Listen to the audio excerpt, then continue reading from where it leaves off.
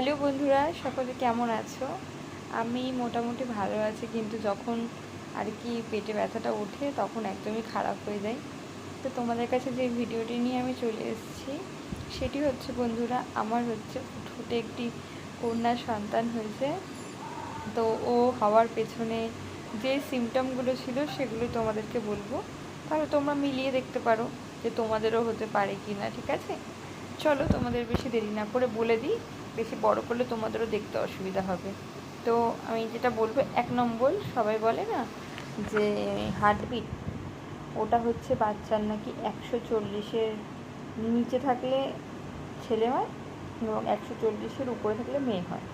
এটা শুনেছি, তবে এটা কারোরই মেলে না বেশিরভাগই, কিন্তু সেটা আমার মধ্যে মিলে গেছে।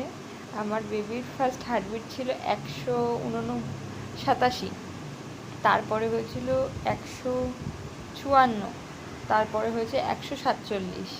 ওর 140-এর নিচে নাবেনি, এটা 1 নম্বর পয়েন্ট গেল। 2 নম্বর হচ্ছে যে নাভির উপর দিয়ে লম্বা একটি দাগ থাকে, সেটি পুরো একদম সোজা গেলে নাকি ছেলে হয়, আর একটু বেঁকে গেলে নাকি মেয়ে হয়।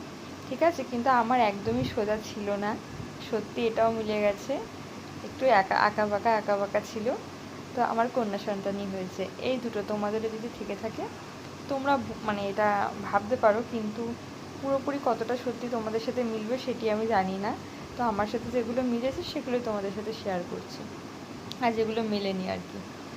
তারপরে আরেকটি হচ্ছে নাভি, ওটা হচ্ছে সবাই বলে অনেক ইম্পর্টেন্ট ব্যাপার। ঠিক আছে, আমার নাভিটা ছিল হচ্ছে বাইরের দিকে বেরোনো, আমি টুপির মতো বাইরের দিকে বেরিয়ে গেছিলো, সেরকম নাভি ছিল, তোমরাও মিলিয়ে দেখতে পারো। ঠিক আছে, আর চুল চুল তো আমার অনেক হয়েছে, এবং চুল পড়তোই না, একটা চুলও ঝরতো না, এমন অবস্থা হয়ে গেছিলো যখন ও পেটে ছিল।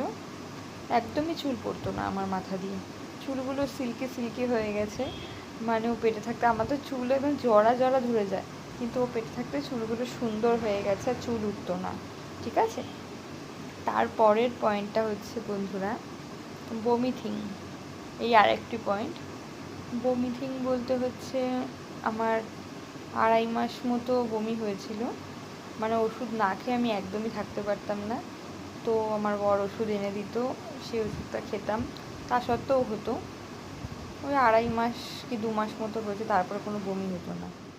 আর হচ্ছে গিয়ে খাওয়া দাওয়া, কোনো কিছুই বাদ ছিল না, খেতেই থাকতাম। টক ঝাল মিষ্টি বলে আমার মধ্যে কোনো ব্যাপার ছিল না, আমি সব কিছুই খেতে পারতাম। বুঝতে পেরেছ, কোনোদিনও কোনো মানে গন্ধ এসব আমার কোনোদিনও লাগেনি, আমার সব কিছুই মানে কোনো অসুবিধা হতো না। আর আমি প্রচণ্ড রেগে যেতাম কথায় কথায়, আর সবার কোনো একটা হালকা কথাতেই কান্নাকাটি লাগিয়ে দিতাম, এমন অভ্যাসটা আমার হয়ে গেছিলো। তো আমি এতগুলো পয়েন্ট বললাম, তোমরাও মিলিয়ে দেখো, তোমাদেরও হতে পারে। পুরোপুরি শিওর নই, আরও যা যা সিমটমিটা আছে মনে পড়ছে না, যখন পড়বে অবশ্যই তোমাদের কাছে আমি শেয়ার করব।